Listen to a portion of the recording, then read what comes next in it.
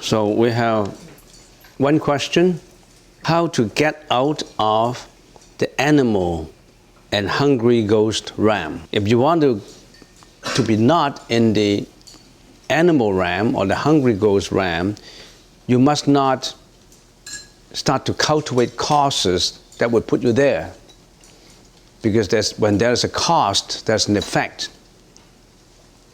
If you have cultivated all these causes leading to that vicious realm, then you will get there. So it's very important that you know causation. In the Buddhist teaching, it is very essential that you have to understand the philosophy of causation. When there is a cause, that cause will lead to an effect. So as I always said, if you want to pass the examination with flying colors, assuming that's the effect you want, you got to build up causes leading to that effect. You have to study hard, you have to attend lectures, you have to take lecture notes, you have to buy the right book to read. I know of some of my fellow students who, after half the semester, they still haven't bought that book. So yeah, it happened. Because I always confronted the question, what book are we using? Oh, we already gone through half and you don't know what book we are using? If you don't want to be in the vicious realms, do not get into causes that will lead you there. One of the causes that will lead you to the animal and hungry ghost ram, the two vicious rams, actually there are three. If you always do killing,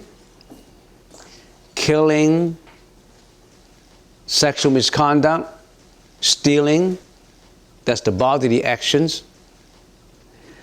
And so your body is impure because you're carrying out these three behavior: killing, stealing, and sexual misconduct. And how about your mouth? Flattery, cursing, lying, and double tongue language. You know what double tongue language is? The fact is one fact, but to Mr. A, you said this is this. To Mr. B, you said it differently. You have double tongue. And to Mr. A, you said, Mr. B said that you're a nut. And then to Mr. B, you said, Mr. A said that you shouldn't be working in here because he hates you. I mean, you have double tongue. The mouth can perform 4 vicious deeds: lying, cursing, you know, people curse all the time, flatter all the time, flattery, to say something that is not true, flattery. You met someone you dislike, and he looks terrible, and you said, "You look beautiful today." Actually, it's terrible. But you said, "You look beautiful today." You just want to please him. You're not telling the truth. And thought, how about a thought? A thought is full of greediness, ill will, and ignorance. And some people may argue, "I've never done any bodily misdeeds like that. I never kill, I never steal, I never commit sexual misconduct." You never kill? You're still eating meat. You are indirectly supporting slaughtering of animals for food. And millions of animals were slaughtered every day to be on the table for food. And you supported that. When I was a kid, I used to be playing in a soccer field in Hong Kong. And in Hong Kong, we have a place called a Kowloon district in Hong Kong. And it's quite close to a slaughterhouse. So I was at that time about 12 or 13. We like to play soccer ball after school. And because it's so close to a slaughterhouse, we also have teenagers and workers from the slaughterhouse, from those people who slaughter animals for profession. They come to play soccer ball too. So I mixed with them and I know a few things from them. And I still remember he said, well, we're killing pigs every day, and how many you kill? 30, 40? So how many kills today? 60? So they kill 50, 60 pigs per day. And did you say the words to them? Yes, I did. You know what did they say to them? What did they say to them? To the pigs before they kill them? Let me translate that Chinese poem. Mr. Pig, pig, you must understand. That's the first sentence. Before killing, you know how they kill? They drive them through an electrocuted threshold door, and they got shocked.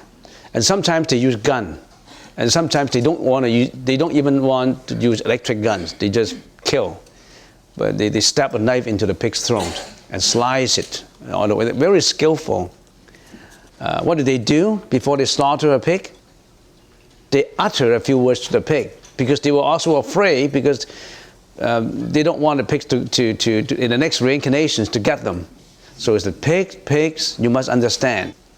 If they don't eat, I won't have to kill you. Yeah. If they don't eat, I don't have to kill you. Because they eat, I have to kill you.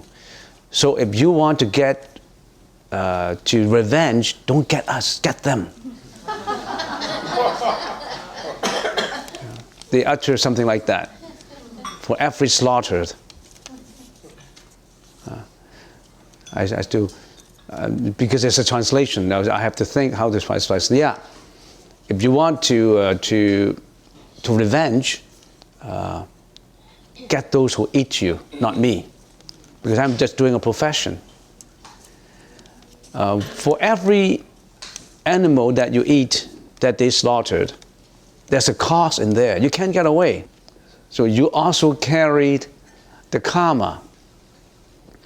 After all, you're only eating the corpse of slaughtered bodies. What are you eating? A pig's been slaughtered, and you just eat the leftover, the body left over. If you don't put seasoning and soy sauce in it, you won't eat it. You won't cook. If they don't cook it, just raw and cook it, dip it in hot water and take it out, you won't eat it. So, if you want to get out of the animal and hungry goes ram, don't cultivate causes that will lead you over there. You must not kill, you must not commit sexual misconduct. For people who commit sexual misconduct, according to some sutras, they reincarnate into yin yang. What's next? What's a good translation for yin yang? Oh, Canada geese. Canada geese, because they don't have to choose their partners. They can do that kind of thing anytime they want. So they reincarnate into animals. So sexual misconduct have a lot of retributions involved with it. If you have done that, don't panic, repent. If you don't know that is wrong, you're deepening the roots. If you know that is wrong and you want to correct it, change it, do the repentance every day. It would purify the seeds. Remember, there are seeds in your liar consciousness. Seeds produce manifest activities. Manifest activities perfume the seeds. The three processes of seeds, manifest activities, and perfuming simultaneously affect each other, with causes and effects occurring simultaneously. Seek your repentance every day. It will purify the seeds. Whatever wrongs you have done, don't panic about it. Repent on it. You make a vow that you won't do it again. If you don't make a vow that you won't do it again, the seeds are not purifying. it's just like the seeds are there, but if you're telling yourself, I'm not going to do it again, then the seeds would not produce the manifest activities.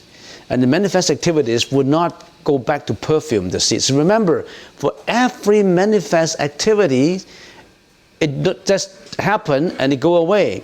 It goes back to perfume your own alive consciousness. This world is a world of desire. We call it Kama Dhatu. We have the Kama Dhatu, Rupa Dhatu, and Arupa Dhatu. Remember? Kama Dhatu is world dominated by desires. Eating desires, sexual desires, desires for pleasurable things. This is the desire realm. And then the next higher realm is Rupa realm without desires. They don't have desires. It's good not to have desires, you know. They don't have desires. The mental afflictions with them are very few. They're very happy. They are millionfold happier than us. You are happy when you do not have mental afflictions. You're not happy not because you have won the lotto ticket. Oh, I won the lotto ticket of $5 million, I'm happy. That's not happiness. The happiness comes when you are totally free of mental afflictions. I still remember that poem. I only got one question, so I can linger on for a poem. I have a poem, a Chinese poem, I utter in Cantonese. 春有百花，秋有月. Spring has various flowers, and autumn has the bright moon. 夏有涼風，冬有雪. Summer has soothing breeze, and winter has white snow. So the 4 seasons. 若無閒事掛心頭. If you do not even have a single trace of mental affliction, 便是人間好時節. That's the best season. Not the snow, not the gentle breeze, not anything else. If you do not have one single trace of mental affliction, no jealousy, no hatred, no greediness, no fraudulence, no negligence, no depressions, no hatred, no ill will, nothing like that, and you are one purity, that's the best season. When we were born in this world, we have dominating desires that we brought with us into this world. So in our seats, we already have those desires. Mostly bad desires.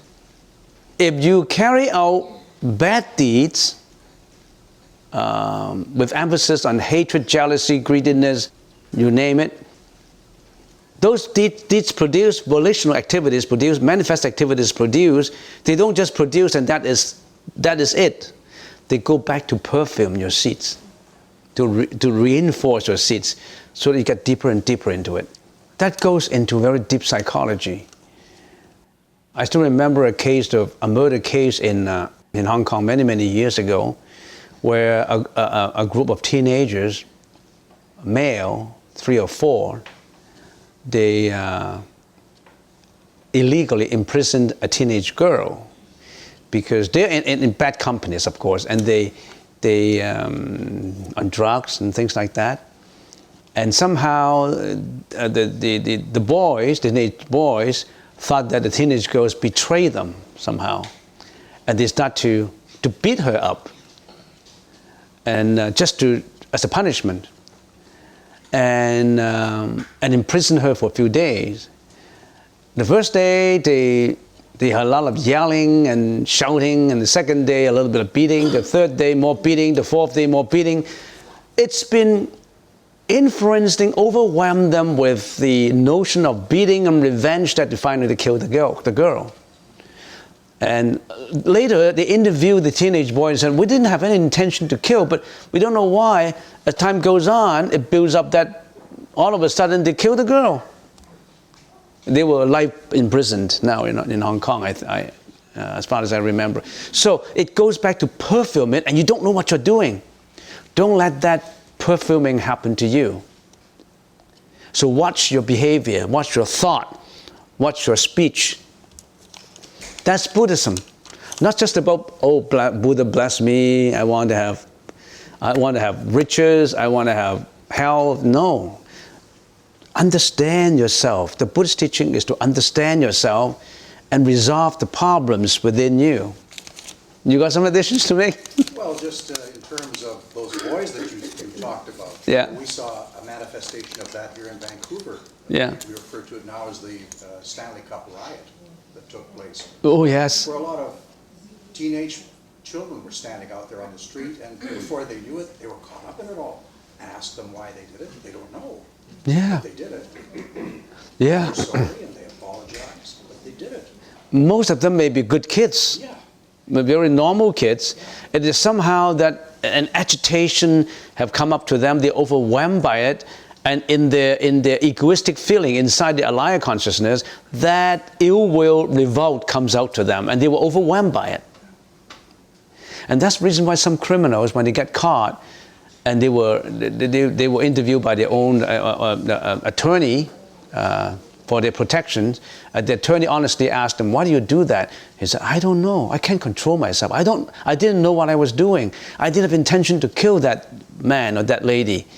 Please help me. I don't intend to kill," but the killings were already been committed at that time.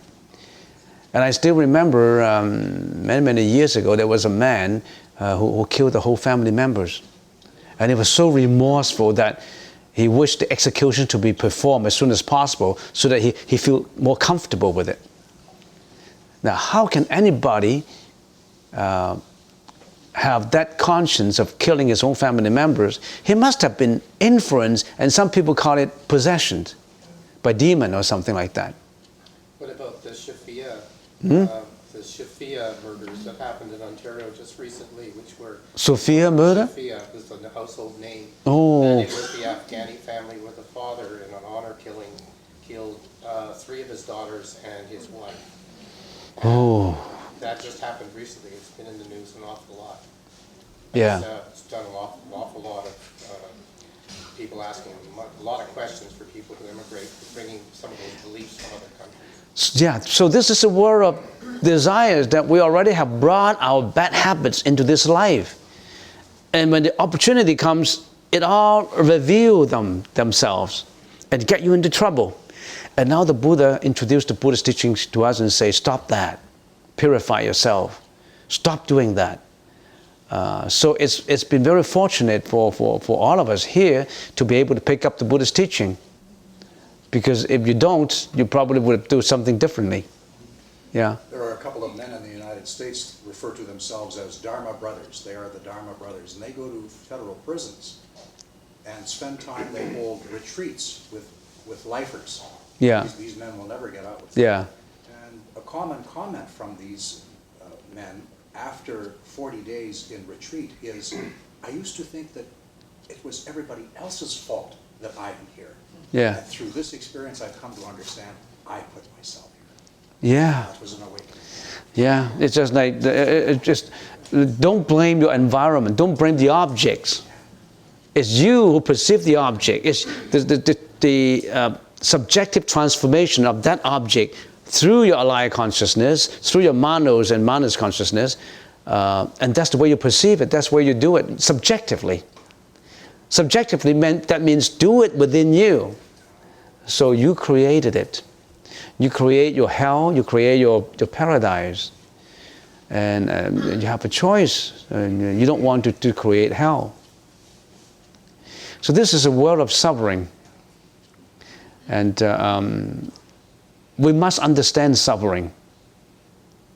I still remember, I don't know how many years back, there was a lady, I was talking about suffering, and he said, no, I don't believe in suffering. We said, the victims in the animal realms, the dogs, the cows and horses and rats, don't they suffering? No. In my next life, I want to be a butterfly. I can fly around, and he wants to be a butterfly. I said, what happened if a naughty boy pick your wings, put it on your table, and tie it with a thread, and then let you fly, and get you under control so that you can see the beautiful butterfly under control, and they pull you, and they pull your legs off, and you're dead on the ground, and then the little boy uses his foot to crash on your body. Is it good to be a butterfly? He wants to be a butterfly. Still better than a pig, I guess. Yeah. You end up on somebody else's dinner table. So there are people who are ignorant. There are people who don't understand life is suffering. Well, understanding life is suffering is not negative. People may say, the Buddhists are very negative. You always talk about suffering. Suffering is not, it's a fact in life. When you're always confronted with death, with sickness, with old age, with a lot of these things, catastrophes and tsunamis, how can you say these are not sufferings? But by understanding these sufferings, we surpass these sufferings. We learn to live these sufferings and surpass sufferings to an enlightened level. By understanding sufferings, you want to get away from it. If you don't understand suffering, you don't even know you're in suffering. By understanding the hardship of prison, you want to get away from it. Understand the freedom when you're outside, you want to get away. If you're born in prison, you don't even know there's freedom outside. So you must be educated that there's freedom outside. A frog living under the well will never see the sky. They only see the sky in a circle. Oh, that's the sky. But the sky is without limit. Yes? Well, yeah. I have a question. So, if these people that are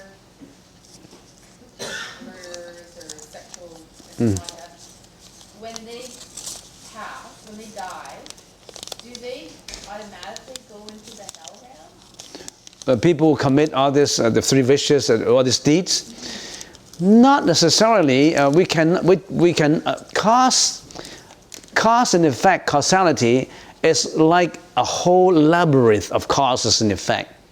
You cannot easily identify one for the other. It's like a network of things. It also depends on the maturity of some causes and the immaturity of others. Say if I committed killings and sexual misconduct and quite a bit of misdeeds, quite a bit of non-meritorious deeds in this life, and at the juncture of death, because I have a cause that I would encounter some of these people who are from a Buddhist organization, Buddhist organization, and they send a whole team of hospice care people coming up, and then one of this guy, Lee, for example, one of this guys is giving me a Dhamma talk, and then I say, oh yeah, those are the things that I have done wrong. I'm not going to do them again. And because he feels that he's sorry about it, he won't do it again. And this group is chanting Nam Amitabha for me. And they said that if you can be reborn in there, if you have that one purity of mind, if you have that concentration, you can be reborn in there. So I don't want to think about only bad things. I don't want to think about all the sexual misconduct, the stealing, the lying, all these things I have done. I don't want to think about that. I want to think about this land I would go to. And I also want to think about some of the good deeds I have done. So I think about that.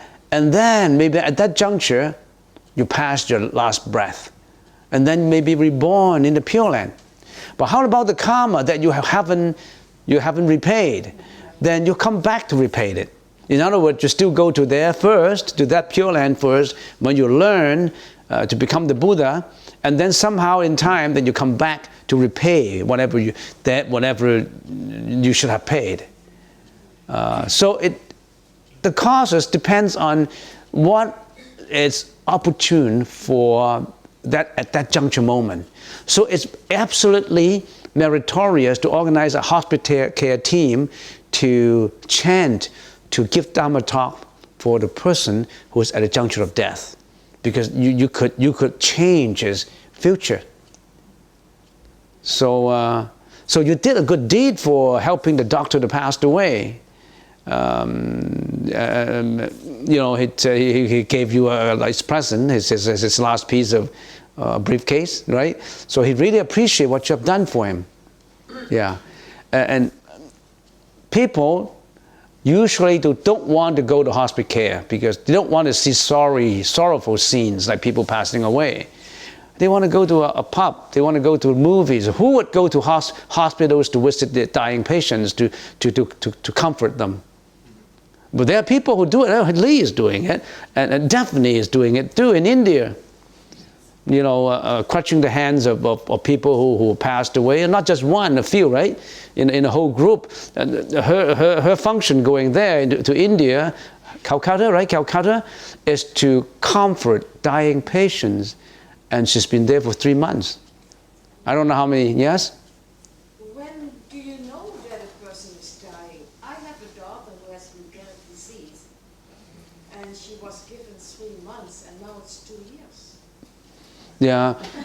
Yeah. When does Oh yeah, sometimes you don't know. I still remember once I was on a mission, somebody told me that there was a dying patient right at Burnaby.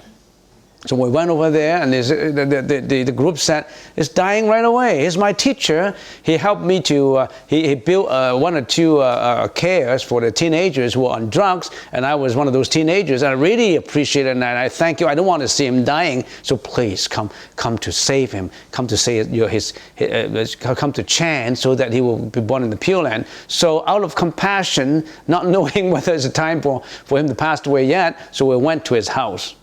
And this man was lying in there, and we're chanting Nam Mô A Di Đà Phật, Nam Mô A Di Đà Phật. And we've been chanting for 3 hours, and the man's still, still holding on his breath.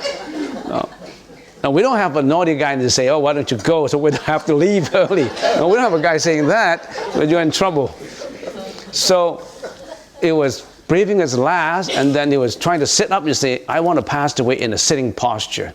So he sit up for another half hour, and definitely, if someone is dying, he won't have the energy to get up and cross his leg in a meditative position. So I wanted to pass away in a meditative position. So he was sitting like that for half an hour, and we're chanting and hoping that he can pass away in that position, and we fail. And so he changed his position, he lie down again. So we say, okay, let's carry on. And now I think we chant for about 3 hours. More than that, 5 hours. And finally, the man whispered in his wife's ears. And then his wife say, oh, come out. And so we went out and say, he said, my husband said, that is it. You can go home. So, okay. We say, okay, we are relatively relieved. So I went home. And after about 15 days, 1 week, the man passed away. So that was not a time that he should pass away. So we can say that if that patient is already in hospital care, that means any time death is expected. And we can say, he may linger on for 5 weeks or for 6 weeks, then he shouldn't be put in hospital care because we don't know. But we do everything possible to make sure that he's dying away with grace. He's dying in the best possible way, in the most comfortable way. And to us who believe in the Buddhist teaching, we want him to go to the Pure Land. And it's very good cause that we can make someone going to the Pure Land. Because if Mr. A, because of our efforts, has gone to the Pure Land, the time in the Pure Land is I'm talking about merits and benefits. And it's out of my imagination only. If that man passed away and is to Pure Land, the time there, he spent about 1 year in there. And he could have been enlightened by Amitabha. And to us here, he will come back to save you. He'll come back to benefit you. He knows that this group of people, he helped me out, and I come back to repay them. So they come back to be your teacher. So you have built up a lot of connections, good connections. Finally, you benefit yourself. You think that you just help others without benefiting yourself. Actually, by helping others, you're helping yourself. So it's good to be in the hospital care.